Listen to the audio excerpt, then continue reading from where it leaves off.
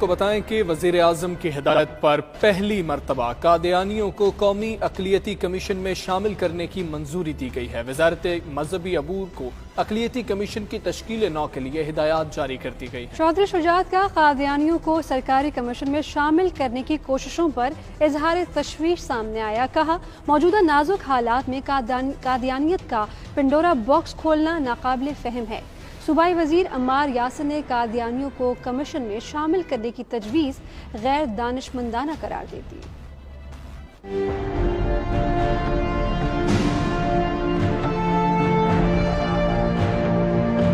وزیر اعظم کی ہدایت پر ملکی تاریخ کا بڑا اقدام، پہلی مرتبہ قادیانیوں کو قومی اقلیتی کمیشن میں شامل کرنے کا فیصلہ۔ وفاقی حکومت نے قادیانیوں کو بطور غیر مسلم کمیشن میں شامل کرنے کی منظوری دے دی۔ کابینہ اجلاس میں مذہبی امور ڈویژن نے اقلیتی کمیشن کی تشکیل نو پر بریفنگ دیتے ہوئے کہا، نظر ثانی شدہ TROs ترتیب دے دیے ہیں، جس کے مطابق کمیشن کے آفیشیل ممبرز کی کل تعداد 7 جبکہ نان آفیشیل ممبران کی تعداد 8 ہوگی۔ نان آفیشیل مسلم ممبران میں مولانا سید محمد عبدالکبیر آزاد اور مفتی گلزار احمد نعیمی شامل ہیں۔ ہندو، سکھ، پارسی اور کیلاشی برادری کے ممبران بھی کمیشن میں شامل کیے گئے۔ اجلاس کے دوران ارکان نے کمیشن کی حیثیت پر تحفظات کا اظہار کیا، جبکہ کمیشن کو معنی خیز بنانے اور اس کی خود مختاری کے لیے اقلیتی برادری کی نمائندگی کو بڑھانا ضروری قرار دیا۔ تجویز دی گئی کہ قومی اقلیتی کمیشن کا سربراہ بھی اقلیتی ممبران میں سے بنایا جائے۔ کابینہ نے مذہبی امور ڈویژن کی سمری کی اصولی منظوری دیتے ہوئے قادیانیوں کے ممبران کو کمیشن میں شامل کرنے کی ہدایت کر دی۔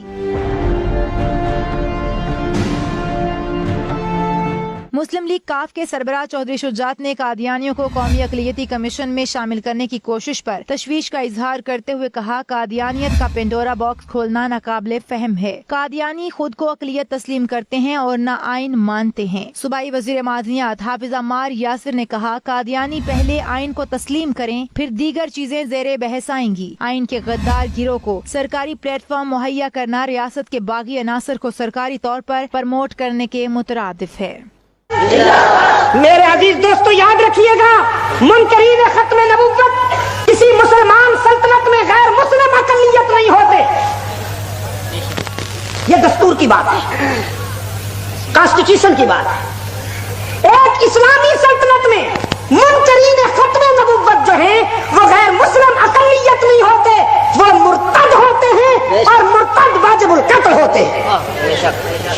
اور انشاءاللہ اس سرزمین پر جب اسلام کا نظام عدل نافذ ہوگا، جب قرآن و سنت کے دستور کو سیاسی بالادستی حاصل ہوگی، تو منکرین ختم نبوت کے ساتھ وہی کیا جائے گا جو صدیق اکبر کی خلافت میں امت مسلمہ نے کیا تھا۔ انشاءاللہ اس سرزمین کو قادیانیوں کے ناپاک وجود سے پاک کرنا ہماری منزل ہے۔